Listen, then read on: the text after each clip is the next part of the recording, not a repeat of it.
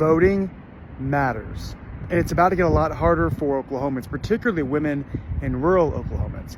Here's what you need to know about the SAVE Act, which just passed the House and now heads to the Senate. First thing, if you change addresses for any reason, I'm talking just move down the street, you have to re-register to vote, and that means you need proof of U.S. citizenship, which you can only do under this bill in two ways.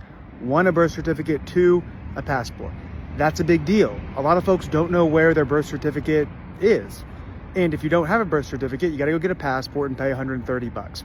And in Oklahoma, only 32% of people living in the state have a passport. So in a way, this targets Oklahomans, particularly rural Oklahoma, where passport ownership is much less common. Number two, the bill also targets women. Consider this. If you get married and your name changes, you're gonna have to re-register to vote, which means you're gonna have to go show a passport in your married name. But of course you won't have a passport yet in your married name, which means you're gonna have to go show your birth certificate plus a marriage certificate plus a valid photo ID with your married name, but you're probably not gonna have that yet. And so not only does the bill pick on rural Oklahomans, but it picks on women. Number three, this is an in-person process, which means that no online registration, which means that if you have to re-register to vote for any of the reasons I've explained, you get married, you move down the street, you have to go to a county election board to do it. Guess when these are open? 8 a.m. to 5 p.m. and not on the weekends, which means that yes, to re-register to vote, to exercise your constitutional right to vote, you are gonna have to potentially ask vacation time from your employer to do so. If you want an attorney general that would challenge a law like this that targets Oklahomans, particularly women and rural Oklahomans, then vote for me. And if you're in the attorney general's race and you wouldn't challenge a law like this, why are you even running? Proponents of this law say that the purpose is to make sure that non-citizens aren't voting.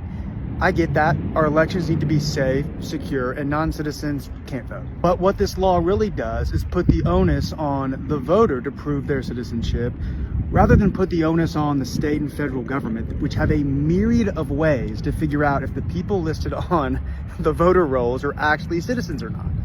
And if you do not believe me, listen to what happened in Ohio. Ohio went through their voter rolls, and yeah, guess what? They found some people that were registered to vote that were not citizens, and they went and talked to these people. They sent agents, and nearly all these people had no idea that they were even registered to vote. They'd been signed up in a parking lot, for example, had no idea what they were signing up for, and as a result, had never voted. I'm yet to see a single case out of Ohio where they prosecuted one of these people. Could it have happened? Sure, but I haven't seen it yet, and at the very least, exceedingly rare. Final point.